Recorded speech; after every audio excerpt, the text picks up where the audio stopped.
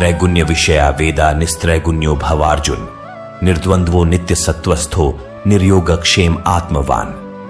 अर्थात हे अर्जुन, वेदों के कर्मकांड हमारी प्रकृति के 3 गुणों से जुड़े हैं।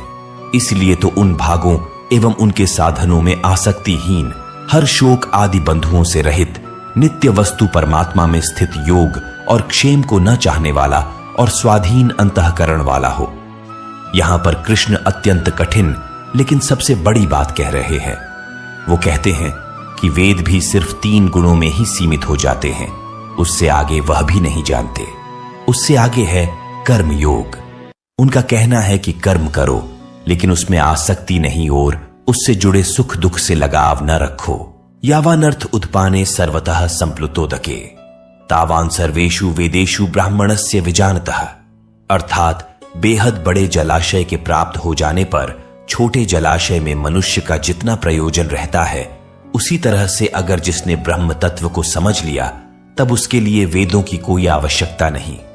कर्मयोग तो उस बड़े तालाब की तरह है कि अगर यह मिल गया तो छोटे तालाब की आवश्यकता आपको क्यों रहेगी।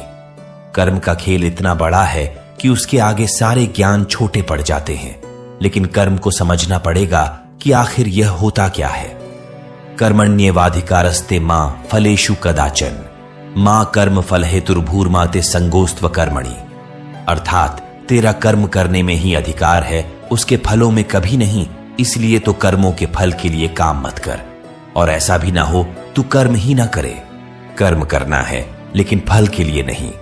गीता के सबसे लोकप्रिय श्लोक में इस श्लोक की गिनती होती है। उसे अपना धर्म और अपना कर्तव्य समझकर योगस्था कुरु कर्माणि संगम त्यक्त्वा धनंजय सिद्ध सिद्धियो समो भूत्वा समत्वम योग उच्यते। अर्थात कृष्ण योग को और समझा रहे हैं, धनंजय तू आसक्ति को त्याग कर सिद्धि और असिद्धि में समान बुद्धि वाला होकर योग में स्थित हुए कर्तव्य कर्मों को कर। कर्म के फल की इच्छा न कर, और ऐसा नहीं करना कि कर्म करने में इच्छा ना हो। यही निष्काम कर्म की कुंजी, उसकी चाबी, उसका सार है।